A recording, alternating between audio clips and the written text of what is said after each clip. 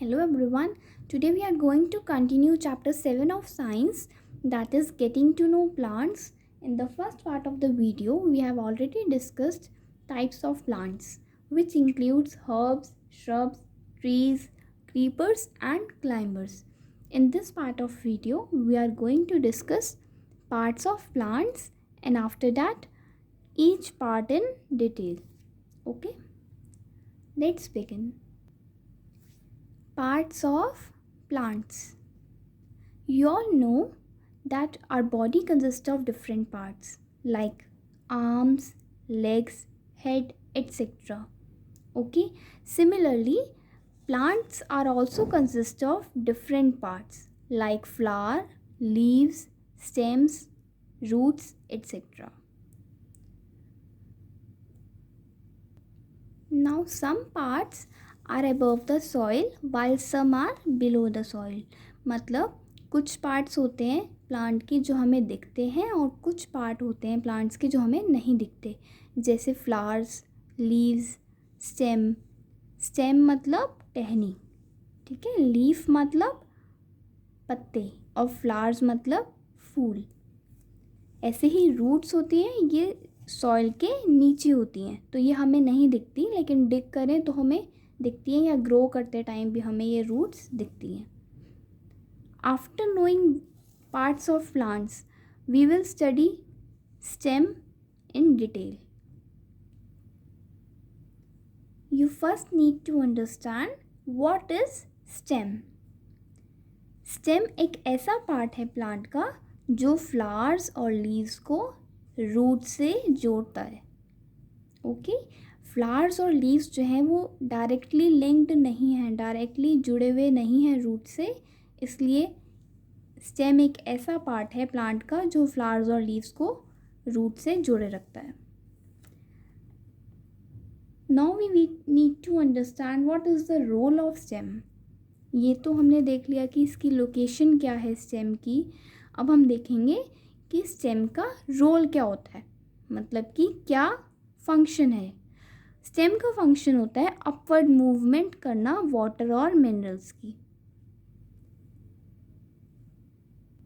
Upward movement का मतलब होता है ऊपर की तरफ. ओके, वाटर और मिनरल्स जो है रूट से अदर पार्ट्स तक जाते हैं, लीव्स और फ्लावर्स तक थ्रू स्टेम. हमें अभी ये कैसे पता चला कि स्टेम जो है वो अपवर्ड मूवमेंट करते हैं, इसके लिए हम एक एक्टिविटी देखेंगे. मैंने सारी एक्टिविटीज़ ऐसे क्लाउड फॉर्म में डायग्राम बना के उसके अंदर लिख दी हैं. स्टेम का फंक्शन देखने के लिए एक एक्टिविटी जो परफॉर्म की वो ऐसे लिखी है, ऐसे ही लीफ में लिखी है मैंने उसके सामने आपकी कन्वीनियंस के लिए. अब हम देखते हैं स्टेम. स्टेम के लिए क्या एक्टिविटी करेंगे हम. आप क्या करो, एक ग्लास लो, ठीक है, उसमें कलर्ड वाटर लो. कलर्ड वाटर लेके उसमें स्टेम डाल दो और उसे कुछ देर के लिए अनडिस्टर्ब्ड रख दो. कुछ देर बाद आप देखोगे कि जो कलर होगा ना वाटर में से स्टेम तक पहुंच जाएगा अपर पार्ट में, ठीक है. जो स्टेम का अपर पार्ट होगा वहाँ तक वाटर पहुंच जाएगा और फिर धीरे धीरे करके कुछ देर बाद वो लीव्स तक भी पहुंच जाएगा. Okay, you can see the activity we discuss right now in the NCERT book. इसमें क्या किया है, ग्लास लिया, उसमें कलर्ड वाटर लिया, स्टेम डाली, कुछ देर के लिए अनडिस्टर्ब रख दिया, तो जो कलर होगा वाटर का वो पहले स्टेम में आ जाएगा, उसके बाद वो लीव्स तक भी पहुंच जाएगा, जिससे पता चलता है कि स्टेम का फंक्शन होता है अपवर्ड मूवमेंट करना वाटर और मिनरल्स की दूसरे प्लांट के पार्ट्स तक, मतलब पहुंचाना वाटर और मिनरल्स को, ताकि फूड प्रिपेयर हो पाए. अब हमें कैसे पता चला कि स्टेम में जो कलर है वो आ गया, ठीक है. हमने लेंस के थ्रू देखा, क्या किया, इन लार्ज व्यू लेंस में इसकी कटिंग करके लेंस में देखा तो इसके सेल्स जो थे ये स्टेम के वो कलर्ड थे, ठीक है. इससे हमें पता चल गया. अब हम पढ़ेंगे लीव्स के बारे में. पहले हम पढ़ेंगे parts of leaf. See, this is the broad green part which is called lamina. Okay, the prominent line in the middle is called midrib, और जो साथ में ये लाइंस निकल रही हैं मिडरिब में से, इसे हम कहते हैं veins. And last thing is petiole.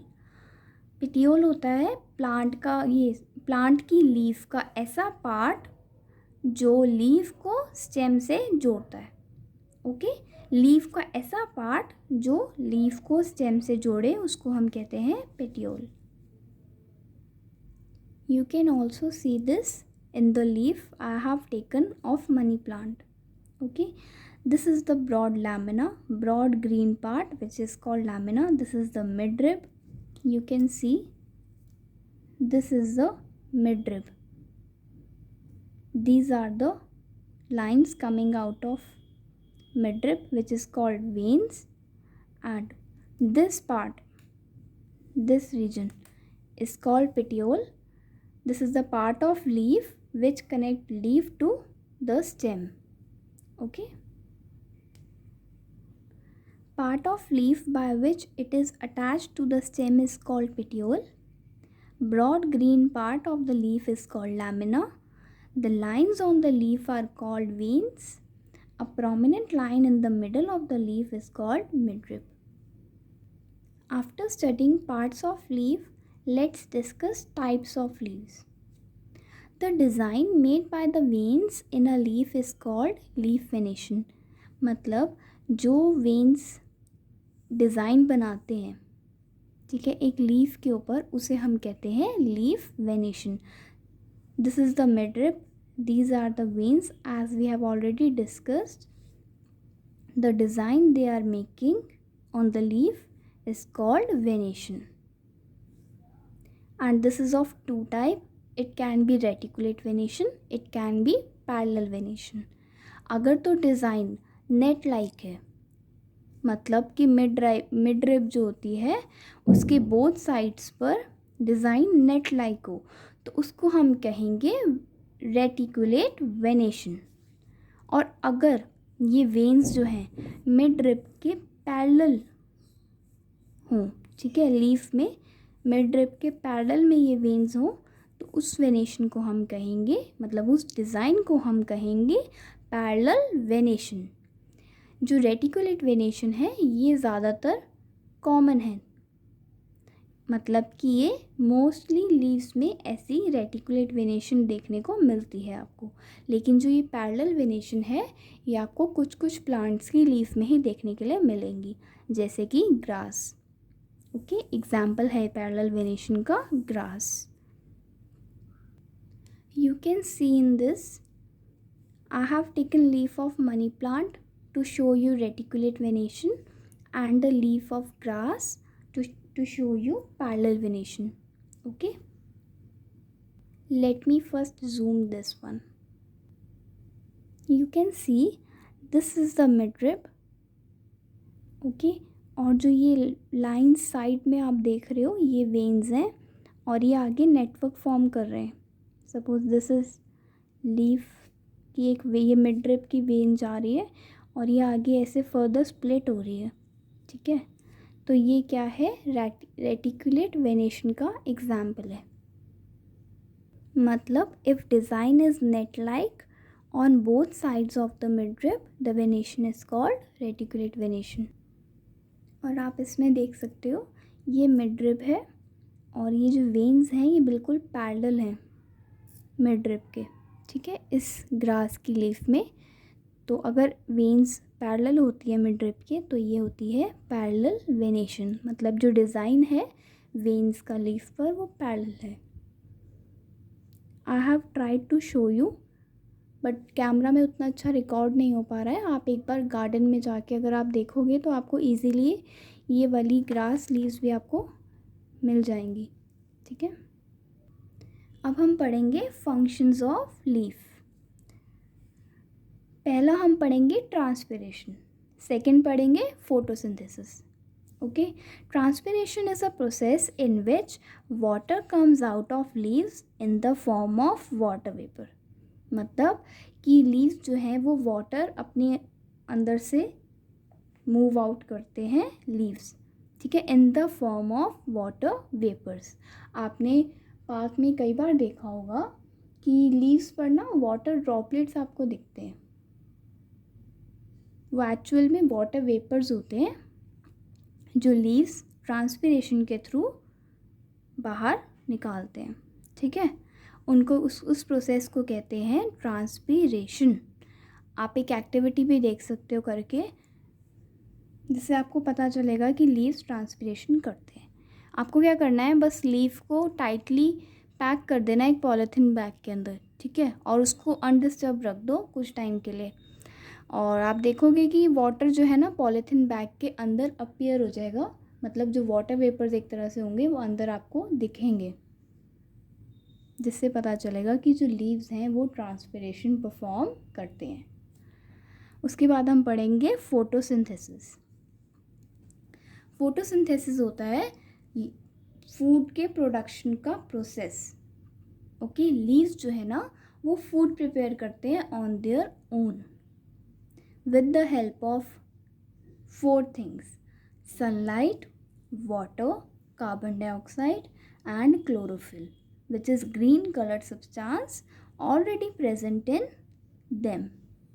Okay, leaves prepare their food with the help of these things by the process called photosynthesis.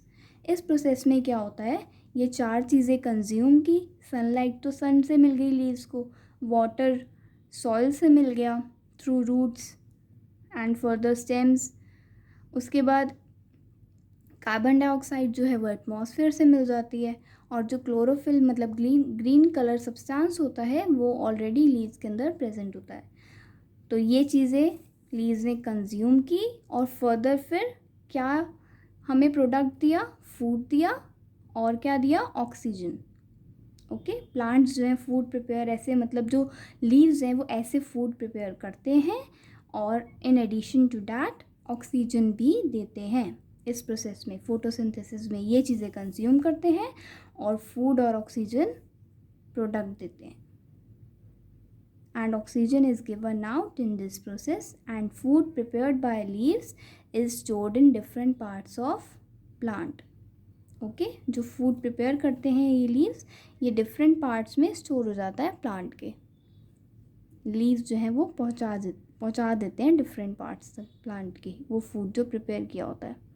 अब हम देखेंगे कि हमें कैसे पता चला कि जो लीव्स हैं वो ये प्रिपेयर करते हैं फूड। इसके लिए आयोडीन टेस्ट कर सकते हैं हम। आयोडीन टेस्ट हम पहले भी चैप्टर 2 कंपोनेंट्स ऑफ फूड में डिस्कस कर चुके हैं। अगर आपको डिटेल में इसको देखना है तो मैं आपको लिंक दे दूँगी उस चैप्टर का भी, डिस्क्रिप्शन बॉक्स में आप देख सकते हो, रिवाइज कर सकते हो आप, ठीक है। इस प्रोसेस में क्या होता है, मतलब इस एक्टिविटी में हम क्या करेंगे, लीफ को ना टेस्ट ट्यूब में लेंगे और उसमें स्पिरिट डालेंगे। रिमेंबर डैट स्पिरिट यूज़ हो रही है तो आप खुद परफॉर्म नहीं करोगे, टीचर की प्रेजेंस नहीं होगी जब तक, ठीक है, टीचर की प्रेजेंस में ही आप ये करोगे प्रैक्टिकल। लीफ आप स्पिरिट में लीफ डालो, एक टेस्ट ट्यूब में जो आप स्पिरिट लोगे उसमें लीफ डालो, उसको तब तक हीट करो बीकर में रख के जब तक ग्रीन कलर जो है स्पिरिट में नहीं आ जाता। जब लीफ का कलर स्पिरिट में चला जाएगा तो लीफ जो होगी वो कलरलेस हो जाएगी, बिल्कुल कलरलेस।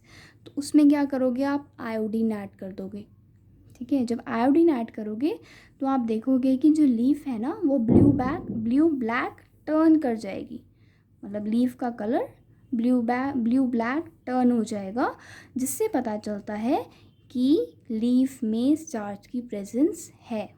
स्टार्च मतलब कार्बोहाइड्रेट्स। इससे पता चलता है कि लीफ जो है वो फूड प्रिपेयर करती है।